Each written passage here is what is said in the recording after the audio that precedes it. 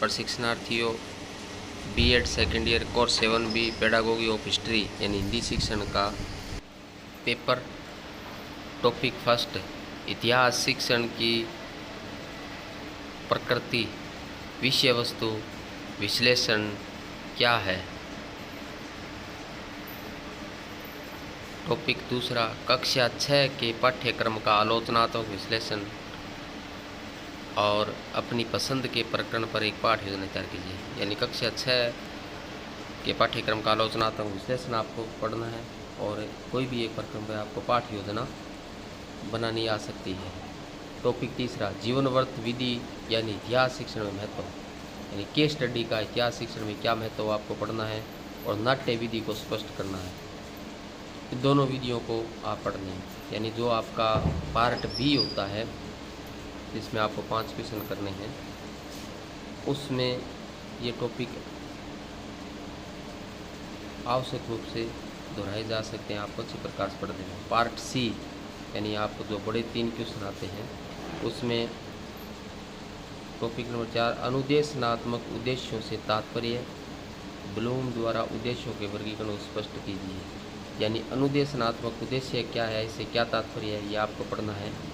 इसके बाद ब्लूम की टैक्सोनॉमी, दो यानी अपने जो उद्देश्य होते हैं, ज्ञान, अबोध, ज्ञानोपयोग, या जो ब्लूम टैक्सोनॉमी उन्होंने 3 प्रकार से बताया था, संज्ञानात्मक सीखना, भावात्मक सीखना और क्रियात्मक सीखना, उससे संबंधित आपको ये पढ़ना है।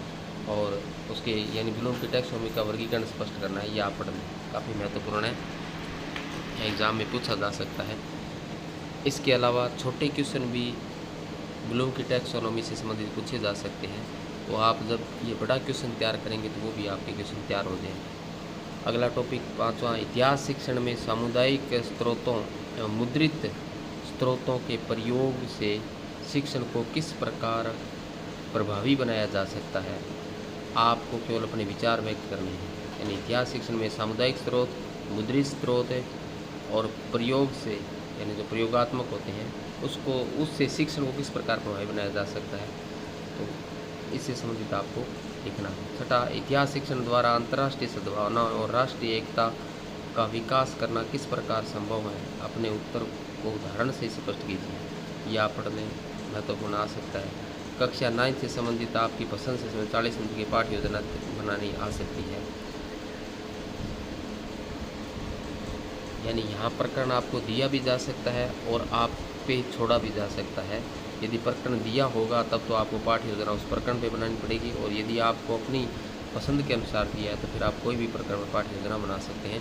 लेसन प्लान आप बना लोगे, कोई दिक्कत नहीं है। अगला टॉपिक, इतिहास शिक्षण में दूरदर्शन की क्या शैक्षिक उपयोगिता है।